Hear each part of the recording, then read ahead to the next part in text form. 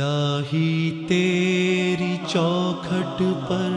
بھکاری بن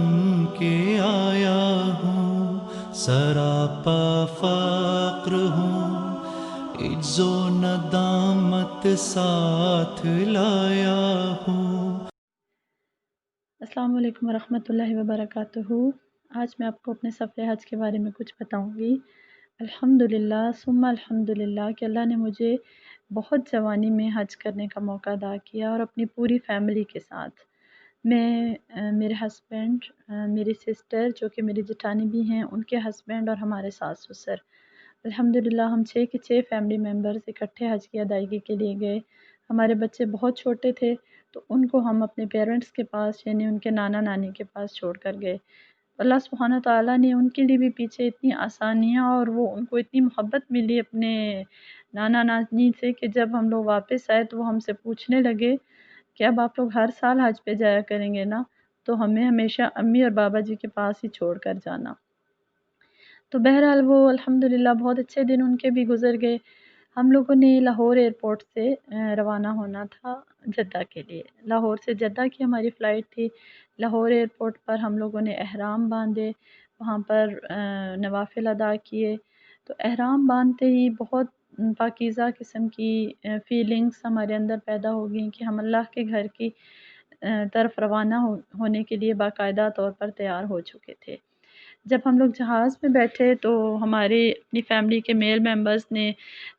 تلبیہ لبیک اللہم لبیک اونچی آواز میں پڑھا، تو وہ پورے جہاز میں، کیونکہ حجاج اکرام کا ہی جہاز تھا، تو پورے جہاز میں ایک بہت خوبصورت سما بن گیا، اور پورا جہاز جو ہے وہ لبیک اللہم لبیک کی آواز سے گونج اٹھا۔ ہمارا سفر بہت اچھا گزرا۔ جدہ پہنچ کر، جدہ سے مکہ ہم نے بائی روڈ آگے سفر کرنا تھا، تو یہ فضائیں اور یہ ہوائیں دیکھ کر یہی خیال بار بار آ رہا تھا کہ یہ وہ سرزمین ہے، وہ پاک سرزمین ہے جہاں پہ اللہ تعالیٰ نے ہمارے نبی پاک صلی اللہ علیہ وآلہ وسلم کو مبعوث فرمایا۔ مکہ پہنچ کر وہاں کے پہاڑ اسپیشلی دیکھ کر، کہ باقی ڈیفینیٹلی کنسٹرکشن اور سب کچھ چینج ہو چکے ہیں، لیکن پہاڑ وہی پہاڑ ہیں جن کو ہمارے نبی پاک صلی اللہ علیہ وآلہ وسلم کی آنکھوں نے دیکھا، جہاں پر ان کے قدم مبارک پڑے۔ تو اس کے بعد ہم لوگ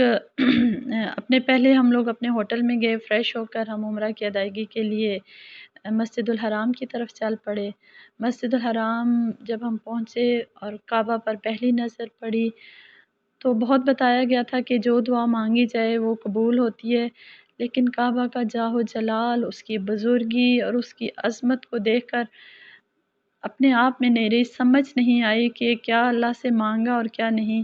کہ ندامت کے آنسو آنکھوں سے جاری تھے کہ اللہ نے ہمارے اتنے گناہوں کے باوجود، ہماری اتنی غلطیوں کے باوجود، اتنی کوتاہیوں کے باوجود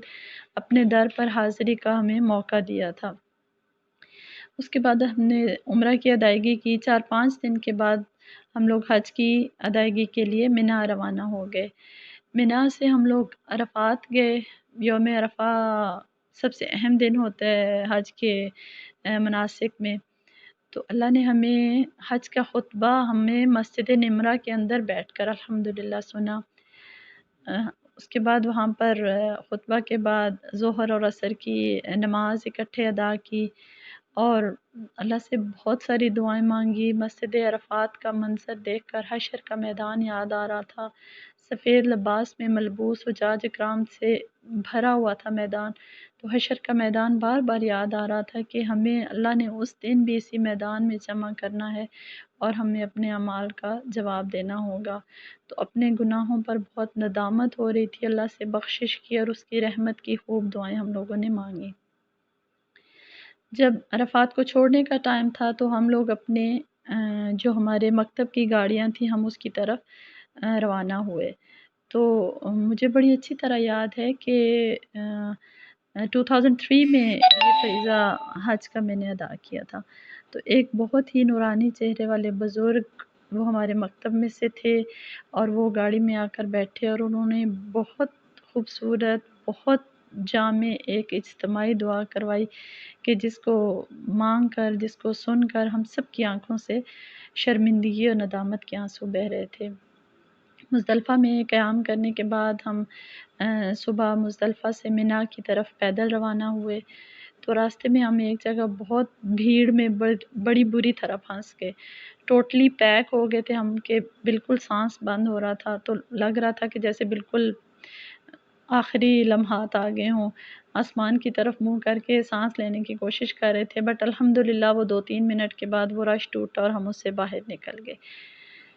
اس کے بعد 3 دن منا میں رہے، وہاں پر رمی کی، قربانی کی، واپس مکہ آئے، الحمدللہ بہت خوبصورت دن گزرے، اللہ نے بہت آسانیاں فرمائیں، حتیم میں نفل پڑھنے کا موقع ملا اور خانہ کعبہ کو چھونے کا موقع ملا۔ جس دن خانہ کعبہ کو پہلی دفعہ ہاتھ لگا تو اس دن موسم بھی بہت خوبصورت تھا، اور وہ سما الفاظ میں بیان نہیں ہو سکتا کہ وہ کیا فیلنگز تھیں کہ یاد آ گئیں جب اپنی خطائیں، اشکوں میں ڈھلنے لگیں التجائیں، رویا غلاف کعبہ پکڑ کر، کچھ ایسی ہی فیلنگز ہم سب کی بھی تھیں۔ مکہ میں ہم نے 32 ڈیز گزارنے تھے، وہاں پر ہم نے سارے مقامات مقدسہ کی زیارت کی، غار حرا کو دیکھا جہاں پہ نبی پاک صلی اللہ علیہ وآلہ وسلم پر پہلی وحی نازل ہوئی تھی۔ اب جب ہم نے 32 ڈیز گزارنے کے بعد مدینہ جانا تھا تو مدینہ جانے کا ایک اپنا شوق، نبی صلی اللہ علیہ وآلہ وسلم کی محبت، ان کی عقیدت سے دل بھرا ہوا تھا، لیکن مکہ شہر کو چھوڑنا کوئی آسان نہ لگ رہا تھا۔ مکہ سے اتنی محبت ہو گئی تھی، وہاں کی ہر چیز سے، کہ بار بار مکہ سے مدینہ جاتے ہوئے ذہن میں یہی آ رہا تھا کہ اگر ہم 32 ڈیز گزارنے کے بعد اتنی محبت کر چکے ہیں مکہ سے، اس کو اتنی مشکل سے چھوڑ رہے ہیں، تو حضور صلی اللہ علیہ وآلہ وسلم کی کیا فیلنگز ہوں گی جب انہوں نے اپنے اس آبائی شہر کو چھوڑا اور اتنے مظالم اور اتنی تکالیف برداشت کرتے ہوئے انہوں نے مکہ اور مدینہ کے درمیان طویل سفر، اتنا مشکل سفر انہوں نے پیدل کیا، تو ان کی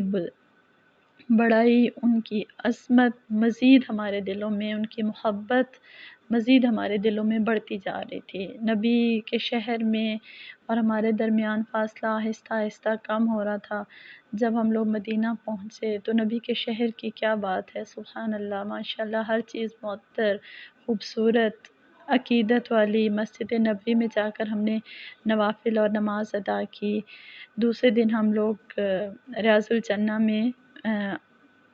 نوافل کی ادائیگی کے لیے گئے، روضہ رسول صلی اللہ علیہ وآلہ وسلم پر حاضری کا موقع ملا، سلام کا موقع ملا، وہاں پر بھی اپنی خطائیں یاد آئیں، اپنے گناہ یاد آئے، اللہ سے خوب دعائیں مانگیں کہ اللہ ہمارے گناہوں کو معاف کر دے۔ جو ایک بات میں آپ لوگوں کے ساتھ شیئر کرنا چاہوں گی کہ مکہ اور مدینہ میں ہم نے ایک کلیئر جو ڈیفرنس یا کمپیریزن دیکھا کہ مکہ کے شہر میں ہر چیز ہمیں مسجد الحرام کی کنسٹرکشن اور وہاں کا قرات کا سٹائل، وہاں پر اذان، وہاں کا ساؤنڈ سسٹم بہت لاؤڈ اور خوبصورت، کہ جس سے اللہ کی بزرگی، اس کی بڑائی، اس کا جاہ و جلال اور اس کی عظمت ظاہر ہوتی ہے۔ لیکن اس کے مقابلے میں مدینہ میں قرات کا سٹائل دھیما، اس کی کنسٹرکشن، اس کی فضائیں، اس کا اذان کا سٹائل، اس کا ساؤنڈ سسٹم بہت دھیما، کیونکہ یہی نبی کے شہر کی عقیدت اور احترام ہے کہ ہمیں وہاں پر ہر چیز دھیمی رکھنی ہے، ہر چیز وہاں پر سافٹ ہے۔ تو یہ کمپیریزن بہت ہی خوبصورت تھا، اور دونوں شہروں کی عظمت اسی چیز میں تھی، دونوں شہروں کی خوبصورتی جو تھی وہ اس میں ہمیں نظر آئی۔ یہاں پر بھی مقامات مقدسہ کی ہم نے زیارتیں کیں، سب جگہ گئے، جبل احد گئے، احد، شہدائے احد کی قبروں پر گئے، وہاں پر ہم لوگوں نے دعائیں مانگی، گو کہ وہ عظیم ہستیاں وہ ہماری دعاؤں کی محتاج نہیں ہیں، لیکن شاید وہاں پر مانگی ہوئی دعائیں ہماری اپنی بخشش کا وسیلہ بن جائیں۔ تو مکہ اور مدینہ دونوں شہروں کی عظمت کے کیا کہنے، کہ مکے کی ہواؤں میں، طیبہ کی فضاؤں میں ہم نے تو جدھر دیکھا سرکار نظر آئے، اللہ کی رحمت کے آثار نظر آئے۔ اللہ تعالی ہم سب کو بار بار حاضری کا موقع عطا فرمائے، اور اللہ ہمارے حج اور عمرہ کو مقبول فرمائے۔ آمین ثم آمین۔ السلام علیکم ورحمۃ اللہ وبرکاتہ۔